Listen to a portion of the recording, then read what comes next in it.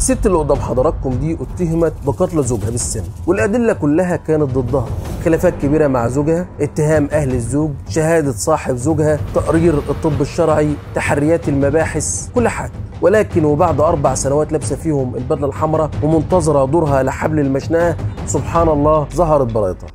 كريمة السيد عبد الحميد من محل الدمنة ده أهلية، متزوجة وعندها طفلين. زوجها الله يرحمه محمد عبده الشربيني من قرية تانية منية النصر ده أهلية. محمد كان بينزل الأسواق بيتاجر ويشوف أكل عيشه، شاف كريمة وحبها وحبته وقرروا إنهم يتجوزوا، بس عيلة محمد كانوا رافضين الجوازة دي، ولكن هو صمم على الجواز من كريم، وفعلا حصل وتم الزواج، وكانوا عايشين عيشة عادية. وكريمة ست ب100 راجل بتنزل وبتشتغل معاه علشان تساعده على المعيشة. محمد كان بيخرج كتير وبيتأخر كتير، الوضع ده ما كانش عاجب كريمة، وكانوا بيشدوا مع بعض، وزي أي بيت مصري كان بيحصل مشاكل وخلافات ما بينهم. وفي سنة 2017 حصلت المشكلة الكبيرة والطامة الكبرى. كريمة كانت نازلة على السلم فاتكعبلت ورجلها اتكسرت وجبست رجليها وقعدت في البيت، ما كانتش بتنزل الشغل. أخت كريمة راحت ليها بتزورها في البيت. محمد راح علشان يوصل أختها لبيتها، وهو راجع قابل أخو كريم وعرف منه إنه رايح مشوار شغل وهيأخر فيه. للأسف محمد ما روحش على البيت، لا ده طلع على بيت أخو كريم وخبط على مراته وقال لها إنه أبو صابرين. الست فتحت له، ولكن لما دخل عندها الله أعلم هو كان عايز إيه، بس يقال إنه رخم عليها وكان بيجس نبضها يعني. بس الست مرضتش ورفضت وعملت مشكلة كبيرة جدا وما سكتتش وقالت لأخو كريمة، والكلام وصل لكريمة وبقت ليلة.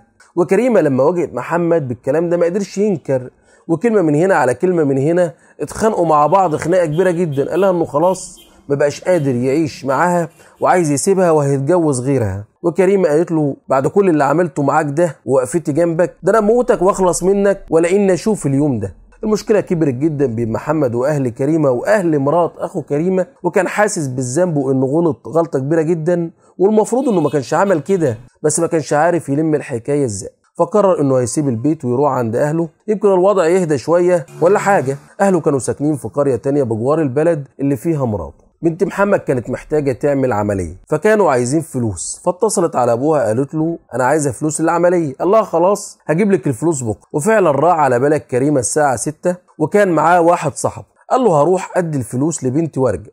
على الساعة 12 باب البيت بتاع كريمة الناس بتخبط عليه جامد وبيصرخوا وبيندهوا عليها الحقيقة يا ام صابرين، تعالي شوف ابو صابرين. الناس سندوها على رجليها لان رجليها كانت مكسورة. المهم في أرض فاضية جنبهم على بعد 800 متر من جنبهم وعلى شريط القطر. الناس لقيت محمد مرمي على الأرض ومتوفي. الناس في الأول اعتقدت إن الوفاة طبيعية لأن الراجل نايم بهدومه متظبطة، مفيش عليه آثار ضرب أو أي آثار اعتداء، متعلقاته كلها موجودة معاه، مش ناقصة حاجة، موبايله ومحفظته موجودين.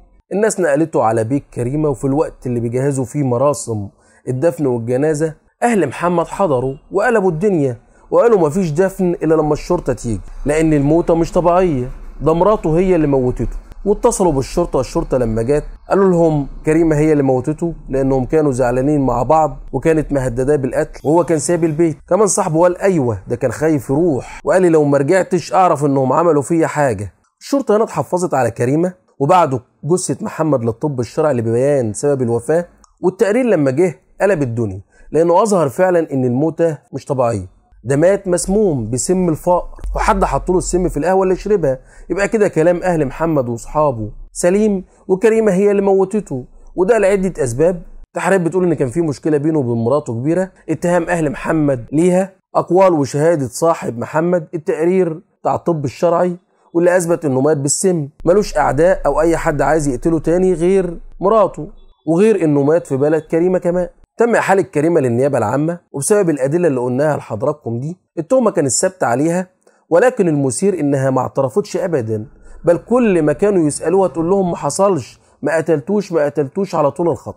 بس بسبب الأدلة دي تم إحالة كريمة للمحاكمة الجنائية، وفضلت كريمة محبوسة حوالي سنة وشوية حبس احتياطي أثناء المحاكمة، مرافعات ومداولات وتأجيل لحد ما المحكمة أصدرت حكمها بإعدام كريمة، واللي نزل عليها كالصعقة لأنها كانت متأكدة أنها بريئة وما عملتش كده، ولكن لبست البدلة الحمراء في انتظار تنفيذ الحكم عليها في أي وقت، وفضلت كده لمدة 2 سنين. بس في الوقت ده كان عندها يقين أن ربنا هيظهر براءتها، بعد ما المحكمة أصدرت الحكم، معارف كريمة وقرايبها راحوا لمحامي تاني علشان يمسك ليهم القضية، وهو المحامي وهدان فاروق الباس. أستاذ وهدان لما راح وقابل كريمة وسألها هل أنت فعلا عملت كده؟ قالت له لا، وأكدت له مستحيل، أيوة كان في مشاكل ما بيننا بس مستحيل أعمل كده، وهو حاسس إنها صادقة وما بتكدبش. ولما مسك الورق بتاع القضية ما لقاهاش اعترفت في القضية من أول ما اتقبض عليها لحد ما المحكمة أصدرت حكمها، وشاف حاجات متناقضة شوية في القضية.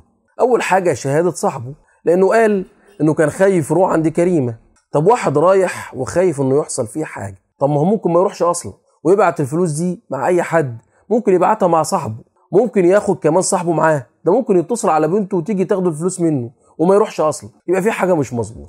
كمان المباحث ما لقيتش أي آثار لفنجان القهوة أو أي آثار للسم عند كريمة، ده غير إنها كانت مصابة وزعلانة معاه، طب إزاي هيشرب عندها قهوة؟ كمان المحامي وصل لحاجة خطيرة جدا ومهمة، وهي اللي أظهرت البراءة، إن كل الأبحاث العلمية بتثبت إن سم الفيران عشان يتفاعل مع جسم الإنسان ويموته لازم يعدي على الأقل 4 ساعات بعد شرب للسم، فحسب المدة اللي المفروض إنه راح فيها عند كريم.